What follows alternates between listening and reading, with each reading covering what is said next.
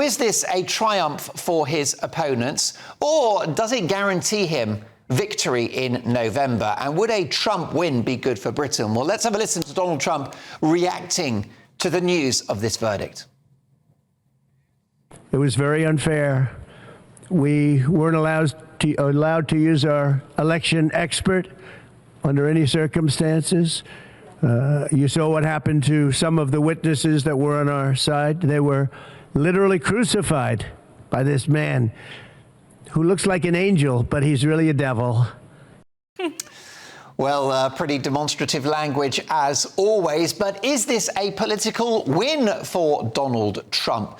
One of my Friday friends, my Friday A-team, is Roger Gewold, who knows Donald Trump well. You've dined together. Would you call him a friend? No, not that well. I've met him a few times and spoken with him and dined, you know, in his presence at an event, yeah. And tell me, first of all, what is your appraisal of his body language at that press conference? How does he look? Does he seem combative to you? Or is this a defeated man? Oh, my God, no.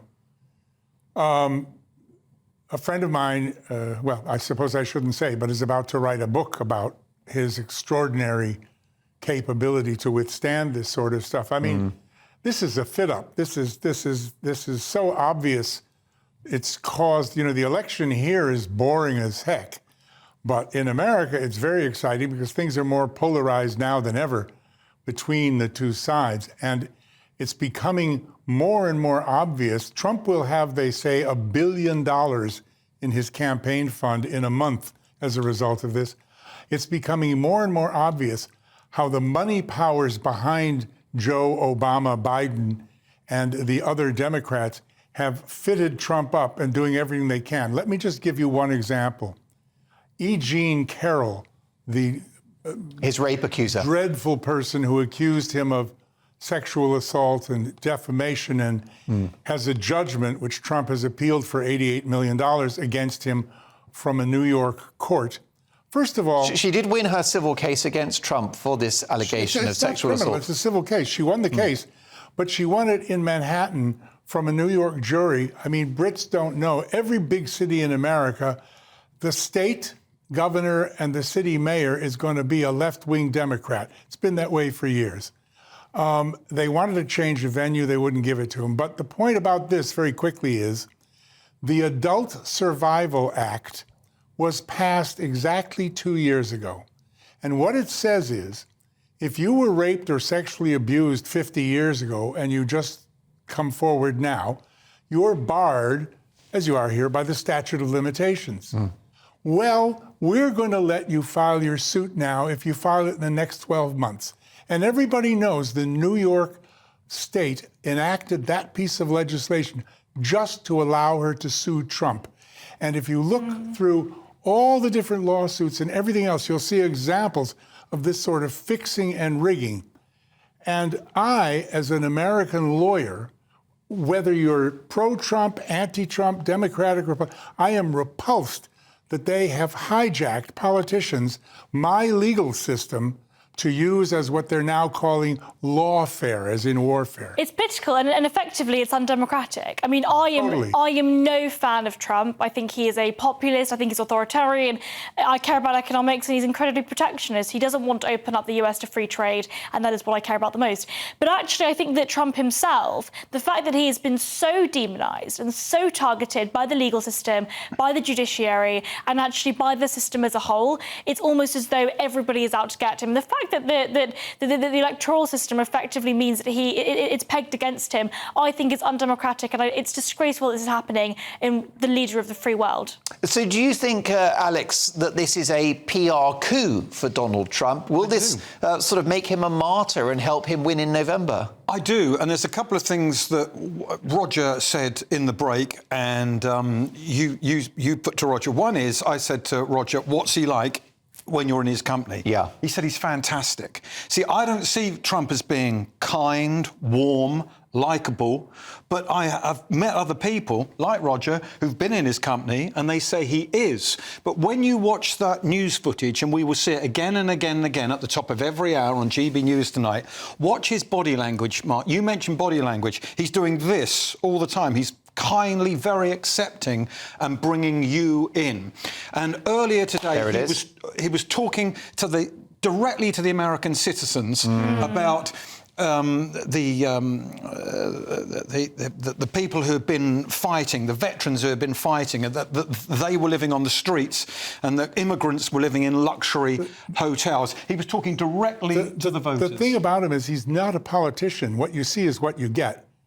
Okay? And he's very genuine. He's charming. He has a great sense of humor. He's very genuine. He's been caught lying multiple times throughout his. And of course, many consider him, Roger, a threat to democracy by not accepting the result of the last presidential election. If you see what's going on now and what they have managed to do in a Manhattan court of law with judges that are allegedly not fair, and I see no reason... But can't both those things be true? Please let me finish. If you see what he's doing now, I'm not saying that the last election was rigged, but I can believe it could have been. Very, very easily. There are dirty tricks all over the place that we don't get reported in the news here. But you certainly see things in America that are very suspicious. Reed. Can't both of those things be true? Can't it be true that Trump is unfairly treated by the legal system, by the judiciary, and also Trump is not great, he's not honest, he's actually being targeted himself, and he himself is a threat to democracy by effectively saying that the last election was rigged? Can't both of those things be true? Can we be nuanced Let me try to answer that. You don't get to be a billionaire or a reality TV star for decades, as he is. Or a GB News presenter. Or a GB News presenter, without breaking a few eggs.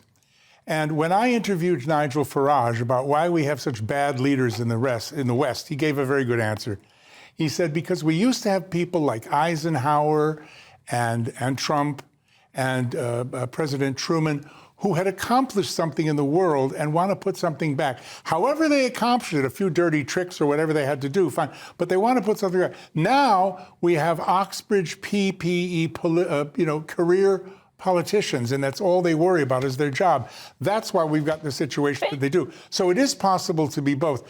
But I promise you, if you met Donald Trump and spent 15 minutes with him, you would come away charmed. I'm sure I'd like him, and I was charmed every time I met Boris Johnson, but that doesn't matter. I think their policy initiatives are bad, and I think that they're being dishonest. I think Trump and Boris Johnson both are in that category. Yes, I mean, don't you think Donald Trump's got a history of not paying contractors in his building projects? And a history of lying and skullduggery, treating women very badly, sexist language. Joseph Kennedy was put in charge of the Securities and Exchange Commission to stop securities fraud and such in America, which was reaching unparalleled heights, because he was the greatest after he was a whiskey bootlegger illegally during Prohibition, working with the mafia, apparently.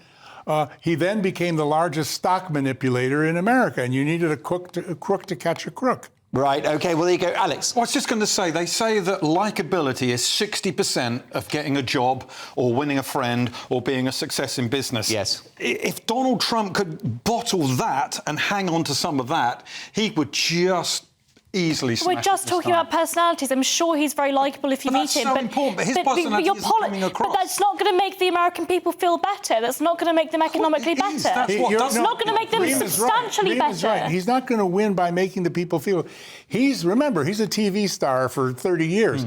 He's playing to the demographics of the people he's talking to. You can't charm your way out of an economic crisis. OK, does he win in November?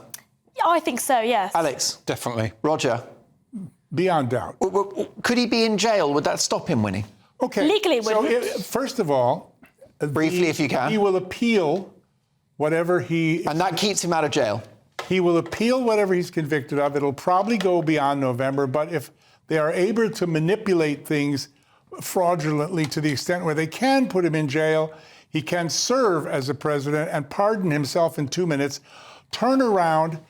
abolish or increase the statute of limitations, as he said in an interview, which was published today, for Biden, Obama, Hillary Clinton, and the rest, and put them all in jail, and all the judges, and drain the swamp. All right. That's what he'll do.